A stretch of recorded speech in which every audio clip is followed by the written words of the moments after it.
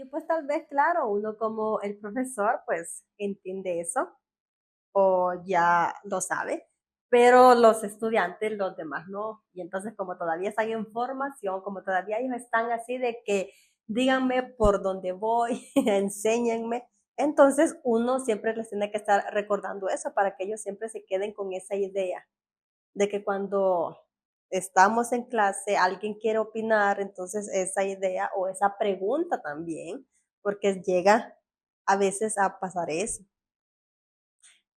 porque lo he visto, lo he vivido o también a mí me lo han hecho, de que siempre así, al principio dicen, o sea, pregunten para que vayan aprendiendo, tal vez tienen dudas, y después cuando uno se atreve a querer preguntar, resulta que le dan una respuesta bien, bien fea. Entonces, nosotros no vamos a hacer así, ¿verdad? Si nosotros les damos la confianza a ellos también para que pregunten y todo, no les vamos a hacer de, pero qué barbaridad, ¿por qué preguntas eso? O tan fácil, todavía no lo sabes. Y entonces da también como que motivando a que los demás también se burlen. Entonces, uno siempre les tiene que estar recordando eso para que ellos también vayan creciendo con ese aprendizaje de que las opiniones de los demás entonces se tienen que estar respetando. Y al final, cuando ya todos lo han aprendido y nuestro ambiente ya es de confianza, entonces se vuelve bien bonito cuando ellos participan, cuando ellos preguntan, cuando ellos dan ideas, porque ellos mismos aprenden, ¿verdad? No solo es que aprenden tanto de mí y listo, entre ellos. Viene uno, pregunta algo y viene otro, le da la respuesta. Y entonces se vuelve como que qué bonito, ¿verdad? Yo lo he visto en mis estudiantes, en mi trabajo, de que viene uno, me hace una pregunta, pero viene otro, ya se la sabe, pues está bien, responda. Y entonces así, entre ellos mismos también se están dando conocimientos, se están ayudando, se están respondiendo y así, así, entre ellos también. Y prácticamente uno ya solo queda como quien dice, guiando ese proceso que se está dando de que entre ellos están enseñando. Y entonces se vuelve bien bonita la experiencia. Seguimos con lo que es la evaluación objetiva. La objetividad, ¿verdad? O la evaluación objetiva se cumple cuando el juicio emitido en todo proceso de la evaluación es independientemente de los intereses o punto de vista de quien lo emite. Esto entonces ya depende de quién es en sí el que está queriendo como aplicar la prueba, ¿verdad? O sea, se vuelve objetiva cuando yo estoy así claro que quiero ya saber que ellos estén aprendiendo, sí, ya no me estoy dando por otros lados. Entonces, desde este punto de vista, la objetividad de la evaluación depende en gran medida de la objetividad de los instrumentos, en la prueba que estoy aplicando yo, entonces el examen que estoy aplicando, en sí, qué es lo que está midiendo eso y de verdad tiene que ver con lo que yo quiero saber. Me va a dar entonces las respuestas que yo necesito. Entonces, ahí vamos, ¿verdad? De los instrumentos, es decir, cuando ofrecen resultados exactos o precisos e iguales o similares a ser corregido por diferentes personas. Entonces, una evaluación objetiva, digamos, llega a ser una evaluación en donde podemos tener o se puede saber esos resultados, pero no necesariamente tiene que ser como yo, por ejemplo, que soy la que estuve con ellos, la que los conozco, la que les estuve dando clases y entonces ahorita les voy a hacer la evaluación para darme cuenta cómo están, digamos, en lo que es lectura y escritura, ¿verdad? En el tema de español. Entonces ya tengo el instrumento listo para aplicárselos, pero solo yo se los puedo aplicar entonces, ¿verdad? Que se vuelve cuando el instrumento está bien elaborado en sí, entonces ya me está dando esas respuestas claras, lo cual no necesariamente, obligatoriamente tengo que ser yo, que es la que los conozco o he estado con ellos, sino que también puede ser otra persona. O, por ejemplo, entonces viene el director y después queda así de, bueno, profesor, yo les voy a poner, la verdad, el examen de español y aquí, allá, y entonces hasta él puede ir viendo, por ejemplo, de que algún niño levantó la mano y no entiendo bien esta pregunta, y entonces él lee y no se va a quedar de forma de, pero es que no entiendo aquí, pues la maestra es la que les dio la clase, entonces ella es la que sabe cuál es ahí, no, sino que se tiene que dar a entender de forma bien clara. Y entonces cualquier persona, corregidos por diferentes personas. Sí, se vuelve, porque como es algo más objetivo, se vuelve más claro también y entonces se vuelve más fácil de que no tiene que ser solo la persona que en sí dio, sino que puede ser otra también y lo puede corregir, lo puede revisar y así hasta esas personas pueden estar diciendo, no, fíjese que les fue bien en español, todos respondieron aquí, aquí, aquí. La evaluación científica. La evaluación es científica cuando requiere la aplicación de instrumentos de medición válidos, ¿verdad? Los instrumentos de medición válidos. Ya no podemos hacer una evaluación científica con unas pruebas ahí como que medio inventadas, no. Y tiene que ser confiable, ¿verdad? Y el uso de procedimientos estadísticos. En sí, esto es todo un proceso, ¿verdad? Que se da de una forma un poco, como por decirlo, más seria. Estadísticas que permiten hacer análisis de los objetivos, de los resultados del proceso evaluativo. Y ahí va.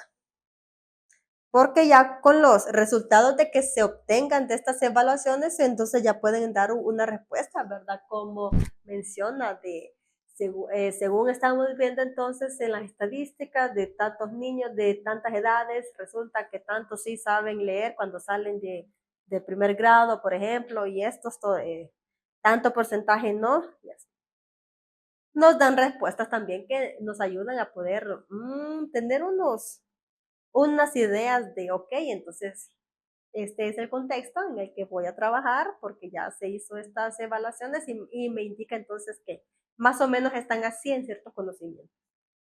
La evaluación cooperativa. La evaluación cooperativa se le define como aquella demanda la participación activa de todas las personas que intervienen en el proceso de enseñanza-aprendizaje. ¿Quiénes son los que intervienen en el proceso de enseñanza-aprendizaje? ¿Quiénes son entonces? Recordemos, pues tenemos a los estudiantes, tiene que estar el profesor, pero ¿quiénes más en sí? También padres de familia y todos los que están involucrados entonces en lo del contexto educativo. Bueno, le menciono los tres principales, ¿verdad? Pero también pueden ser otras personas, como por ejemplo el director también, los demás compañeros. O sea, una evaluación de entre todos. Viene el profesor, entonces le estuvo dando la clase y él es el que hace o coloca la prueba. Pero entonces solo fue tanto así de yo a él, sino que también, ¿verdad? Es como el aprendizaje de que como se da así también mutuo, entonces la evaluación también se puede dar así, porque ellos también o él también, por ejemplo, puede estar diciéndome entonces cómo sería o cómo me evalúa, digamos, a mí como profesor, ¿verdad? Evaluación cooperativa entre todos no estamos. Bueno, después de haber visto entonces como las características principales, ¿verdad? Como que las más importantes de la evaluación educativa, entonces ahora vamos con lo que es la tarea, la asignación, de lo que ustedes van a estar trabajando. Eh, yo voy a realizar entonces unos ejemplos, ¿sí? Después eso se va a estar subiendo ahí a la plataforma en la que ustedes van a estar trabajando. Y entonces en esos ejemplos ustedes los leen, lo analizan y entonces van a ir contestando qué característica de la evaluación se refiere a, ¿verdad? Si va a ser que cooperativa o evaluación científica o evaluación acumulativa y todo lo que hemos visto. Entonces ustedes, según entonces lo que ya hemos visto, ¿sí? Lo que ya hemos comentado, lo que hemos aprendido, entonces ahí leen y después ya quedan viendo y contestan entonces ahí en las líneas en blanco que van a ver para que vayan completando. Va a ser así como más un tipo de completación. Entonces, esta sería la primera evaluación de este primer tema.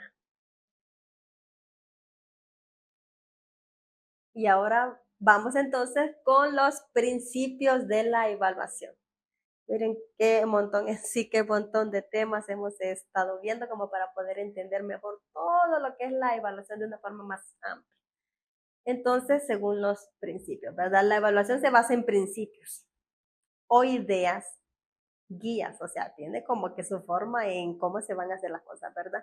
Que proporciona una dirección, criterios, normas para valorar que la efectividad, los procedimientos y las prácticas que emplean. Entonces, la evaluación necesita también o tiene ya su guía y tiene ya sus criterios como para hacer, para decirnos si lo que hemos hecho entonces es efectivo, si los procedimientos que hemos realizado son los correctos, las prácticas que estamos haciendo, que estamos empleando, son las correctas, y si no, entonces, ¿qué hay que hacer? Cambiarlo.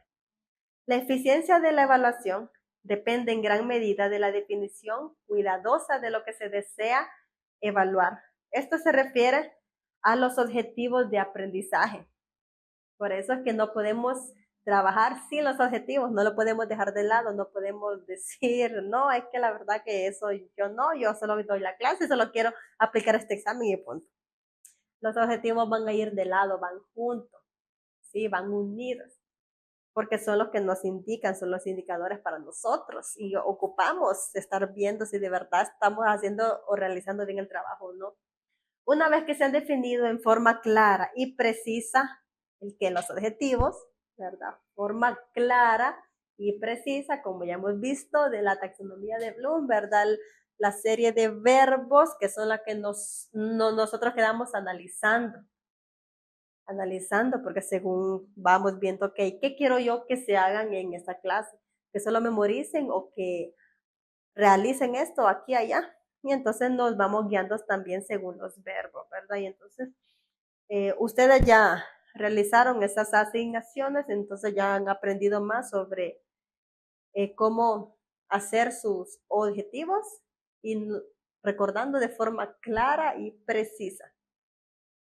El paso siguiente, entonces, ya que tenemos nuestros objetivos claros y precisos, es seleccionar los instrumentos o la técnica más adecuada para medir dichos objetivos. Yo ya tengo mi objetivo listo y ahora ¿qué tengo que hacer? Pues buscar entonces ahora el instrumento para poder saber si alcanza ese objetivo. Por ejemplo, entonces, en mi clase tengo yo de que, bueno, que los estudiantes van a memorizar, digamos, como les había mencionado, que los 12 hijos de Jacob, por ejemplo, ¿verdad? Ellos van a memorizar el nombre de los hijos de Jacob.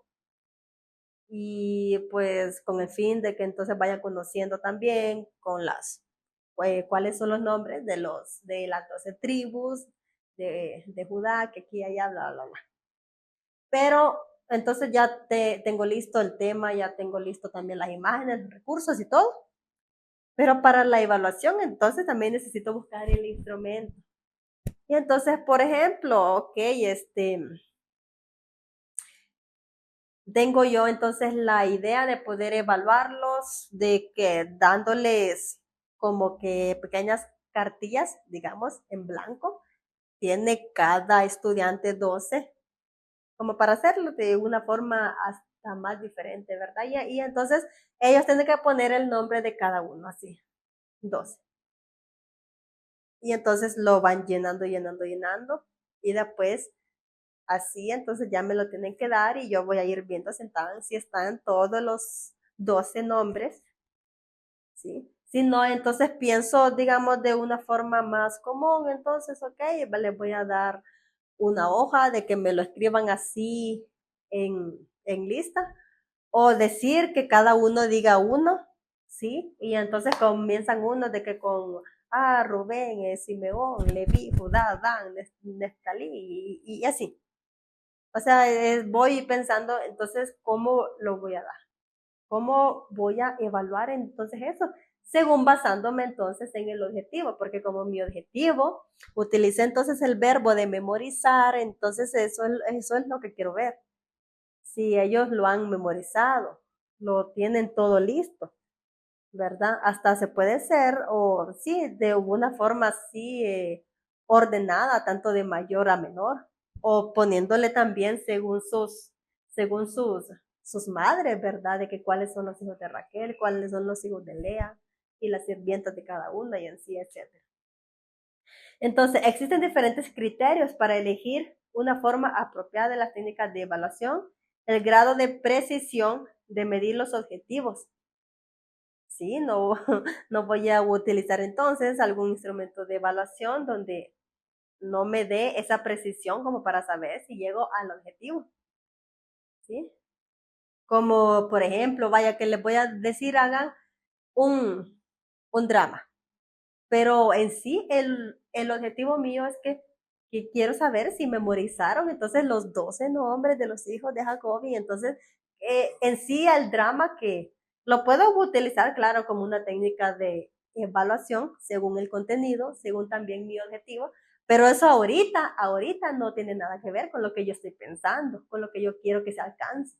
Entonces no está teniendo precisión y no va a medir mi objetivo, porque puede ser que ellos dramaticen en sí la historia, sí, de cómo Jacob estuvo trabajando mucho y porque se había enamorado de Raquel, pero le dieron a Lea aquí y allá, lo dramatizan y yo estoy viendo que se saben bien la historia, pero no me están midiendo ahorita lo que yo estoy queriendo saber.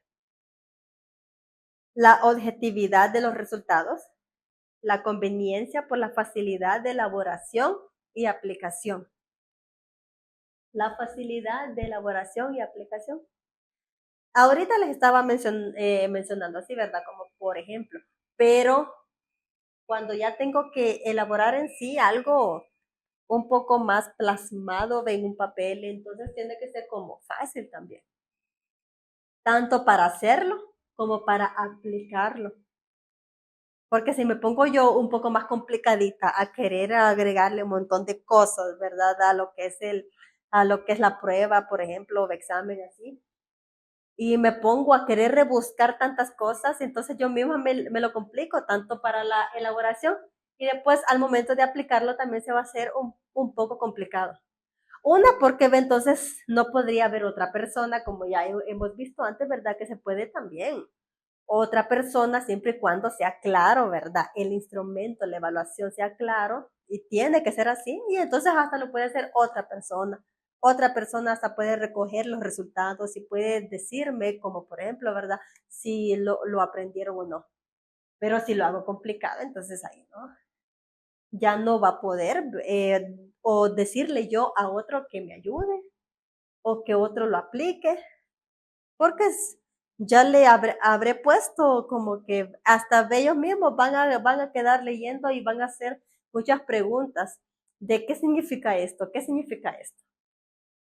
Cuando ellos quedan así también preguntando mucho, por ejemplo, que ya les hemos dado el examen y todo, y cuando los estudiantes ya quedan como que preguntando mucho, entonces es como para que uno diga, creo que no lo redacté bien. Entonces, creo que no lo elaboré de una forma clara, porque tendría que ser clara, de una forma de que ellos lo lean y pues ellos, ok, me dice aquí de que entonces escriba a los 12 hijos de, bueno, cheque, fácil, se entiende, pero si no, todos van a estar de cómo así, y cuando comienzan así, después se termina siendo un relajo, ¿verdad? Donde todos están de, profe, es que esta pregunta no la entiendo, después viene otro, se la quiere explicar a cómo lo entendió, pero viene otro, lo entendió de otra forma, y cuando todos entienden de una forma diferente la pregunta que yo ya he realizado y plasmado ahí en el papel, entonces estamos mal. Bueno, entonces, los errores más comunes de las pruebas de rendimiento escolar.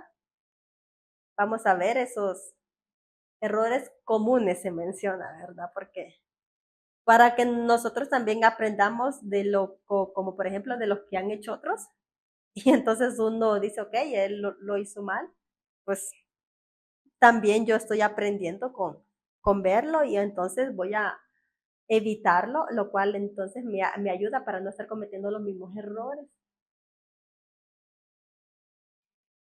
Mencionaba persona es mejor, decía, aprender de los errores de los demás a estar cometiendo los propios. Y en parte tiene como que algo de sentido, es cierto, uno cuando comete sus errores aprende, claro que sí, porque de eso se trata la vida, pero cuando ya alguien nos está diciendo como que con su ejemplo, con su vivencia, con su experiencia, de mira que ya apliqué esto, hice esto y me fue mal. Entonces lo que vamos a evitar, el error de muestreo. En sí, entonces vamos a ver en qué consiste, en vista de que existe dificultad para medir todos los objetivos de una unidad o curso a través de la utilización de una sola prueba, es necesario tomar únicamente una apuesta representativa de ellos. Este error de muestreo es cuando nosotros en sí estamos pensando en que, bien, yo quiero como que dar un resultado, agarro cierto grupo entonces, ¿sí? Les aplico ciertas pruebas y entonces según ese resultado de esas pruebas, yo comienzo entonces a explicar de que, bueno, miren, los estudiantes, por ejemplo, de primer grado de tal escuela, pues en sí no saben sumar todavía, lo cual indica pues que está mal ahí la educación, la enseñanza y todo. Pero qué tal entonces que solo agarró a unos 5 niños, digamos, de un grupo de 40, y entonces les quiso medir ahí si sabían o no sumar, restar. Entonces ahí hubo que un error, o sea, es como queriendo dar también una información, pero no estamos abarcando en sí tanto el grupo o a las personas correctas también. Por ejemplo, me estaba recordando aunque me parece que ya se los había mencionado antes, pero habíamos hecho una investigación, ¿verdad?, sobre una clase en la universidad. Y pues nosotros como grupo habíamos decidido de que nuestro tema de investigación iba a ser entonces cómo era la vida de las personas, los estudiantes con discapacidad, ¿sí? En la universidad. Si de verdad había inclusión, si de verdad los docentes hacían adecuaciones en sus clases cuando miraban que tenían un estudiante con discapacidad, etcétera. Bueno, la cuestión que habíamos buscado entonces a las personas para aplicarles los instrumentos, ¿verdad? Y en sí, la mayoría eran ciegos y creo que solo una persona con discapacidad física de las 5 personas que habíamos escogido, 5 o 6. Pero entonces cuando nosotros nos podemos a dar esos resultados, ¿verdad? Así como de queriendo, claro, dar a conocer como para concientizar que en sí faltaba bastante de que los catedráticos de la universidad pues fueran más inclusivos. Pero en el público entonces estaban personas sordas y entonces cuando ellos ya levantaron la mano y pues ya dieron su opinión, pues en otras palabras fue como de, porque están hablando como que de las personas con discapacidad, cuando en sí ustedes se pusieron solo con los ciegos y una que tenía discapacidad física. Y entonces no le aplicaron la prueba o no buscaron a nadie sordo o con otras discapacidades también, digamos una discapacidad cognitiva. Simplemente, ¿verdad? Nos fuimos como que con los que también conocíamos ya y con los que era como que más fácil, porque con una persona sorda entonces teníamos que también buscarle al intérprete y todo, pero fue como de ahí enfrente de todos, entonces fue como que aprendimos, ¿verdad? De que habíamos cometido ese error de muestreo, que no habíamos en sí agarrado una buena cantidad o abarcar la población que de verdad queríamos. Si íbamos a utilizar en sí el término también de personas con discapacidad, como que abarcando a todos, ¿verdad? Tanto de ciegos, tanto de sordos, tanto de discapacidad física o psicosocial, pero no, nosotros solo habíamos tenido el grupito de ciegos, entonces no estábamos abarcándolos a todos, pero estábamos dando unas respuestas, pero en base a ellos, pero estábamos involucrando a los demás que nada que ver. Entonces es como de que pues si nosotros queremos eh, dar como ciertos conocimientos, ¿verdad? Como dar ciertas respuestas, como explicar sobre ciertas cosas, pero sí, nuestras evaluaciones en sí no es como que han abarcado al grupo que se tiene que abarcar. Entonces ahí estamos haciendo que ese error de muestreo, ¿sí? Y menciona ahí a través de la utilización de una sola prueba también, porque como tenemos las diferencias, entonces si yo estoy utilizando solo una sola prueba, se vuelve un poco más difícil. Porque para los que de verdad saben, pero tal vez de esa forma escrita se les está complicando. Entonces vuelvo siempre al tema de discapacidad. Por ejemplo, en la universidad, ¿verdad? Para poder entrar se hace una prueba de aptitud. Y entonces los estudiantes y la población sorda, la verdad, ellos siempre están como que en ese constante de querer que se cambie eso, que se cambie. No que se quite, sino que se cambie la prueba. ¿Por qué? Porque como ellos, personas sordas, se les dificulta bastante lo que es el español, las palabras básicas las pueden aprender y todo, pero nosotros sabemos lo amplio que es el español. Entonces, en una prueba, ¿sí? de la universidad, entonces usa unos términos más técnicos, lo cual a ellos se les complica poder entenderlos y pues se les prohíbe que tengan a su intérprete. Entonces ellos quedan así de son pocos los que pueden entrar, porque de verdad se les complica bastante.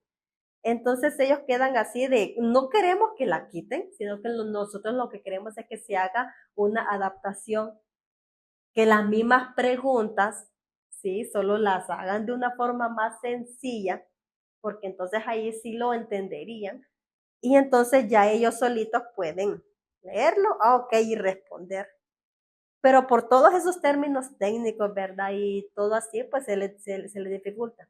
Entonces sería como un ejemplo, ¿verdad? Que para las demás personas se les hace fácil, ok, tienen que estudiar, no entienden algo, pues simplemente ahí buscan y todo, pero para otras personas se les hace más complicado, tanto por los términos, por las palabras, por cómo dar esas respuestas.